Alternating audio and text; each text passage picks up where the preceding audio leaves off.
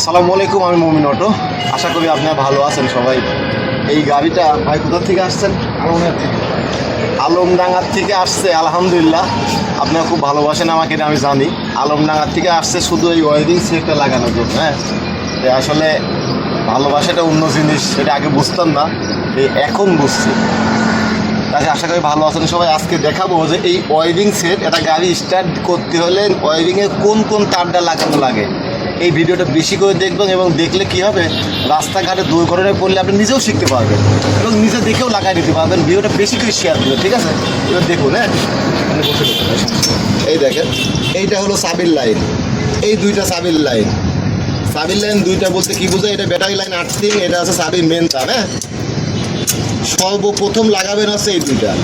এই দেখেন, আমি কিন্তু আগের থেকে আর্থিং বাই করে থুইছি। হ্যাঁ, এটা প্লাস আর এটা মাইনাস, এই দুইটা কিন্তু আসছে সরাসরি ব্যাটারি মেন তার থেকে। হ্যাঁ, এই কাজটা কিন্তু একদম সহজ। আপনি যদি মনে করেন যে আপনি দেখবেন, দেখি লাগাবেন এবং নিজে শিখবেন, তাও শিখতে পারবেন। নিচে টেপ পড়েছে।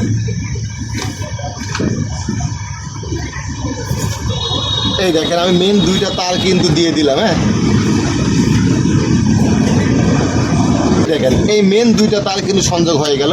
এইবার আপনি আসেন, আর একটা লাইন দেওয়া লাগবে, সেটা হলো আপনার এই যে এইটা কিন্তু আপনার চাবির থেকে আসছে কন্ট্রোল বক্সের লাইন। এই দেখেন, এটা কিন্তু কন্ট্রোল বক্সের চাবির লাইন। আর আমার এক ভাই আছে বাপি, ও পিছনে লাইন টানতেছে। হ্যাঁ, এইবার চলে গেল চাবির লাইন বাদ। এইবার বাকি থাকলো আপনার এই দুইটা। এটা হচ্ছে ব্যাক গিয়ারের লাইন, ব্যাকে মিউজিকের লাইন। এইটা হলো ডিজিটাল মিটারের লাইন।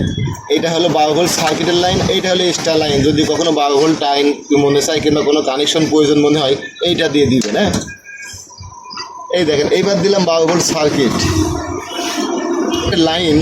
এইটা দেখেন কিন্তু আপনার উল্টা পাল্টা। হ্যাঁ, এই দেখেন, হলুদ কোথায়, কালো কোথায়, লাল কোথায়। এই কারণে যাদের এই সমস্যাগুলো থাকবে, এই সকেট খুলবেন,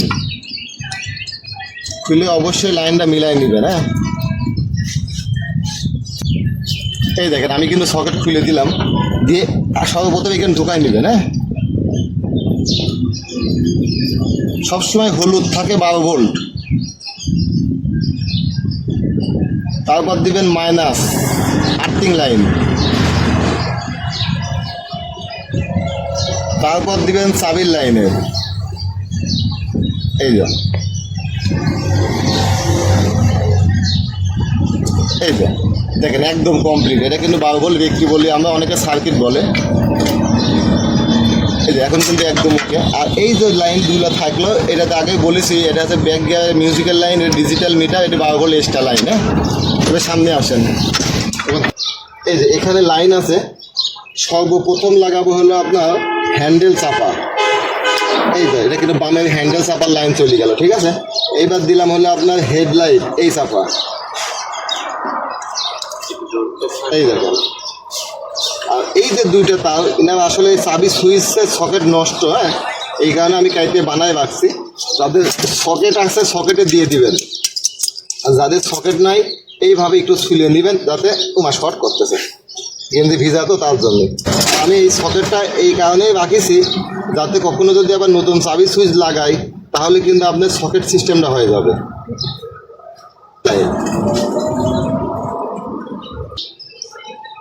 চাবির লাইনটা যেন কখনো আপনাদের লুজ কালেকশন না হয়। চাবির লাইন লুজ কালেকশন হলে কিন্তু আপনার কন্ট্রোল বক্স যে কোনো সময় মাইক হয়ে যাবে। আমি হর্নের লাইন আগের থেকে লাগাই রাখছি। আর বাকি যেগুলো থাকে, এই দেখেন, যেমন এটা হলো ইন্ডিকেটার ডাইন পাশ, এটা হলো বাম পাশ, এটা হুইপার, 12 ভোল্টের লাইন এবং আর্থিং। আর এইখানে যাবে হচ্ছে আপনার ফ্ল্যাশার। এবার দেবো হলো আপনার মিটারের লাইন। মিটারের লাইনের সাথে কিন্তু কন্ট্রোল বক্সের সম্পর্ক আছে।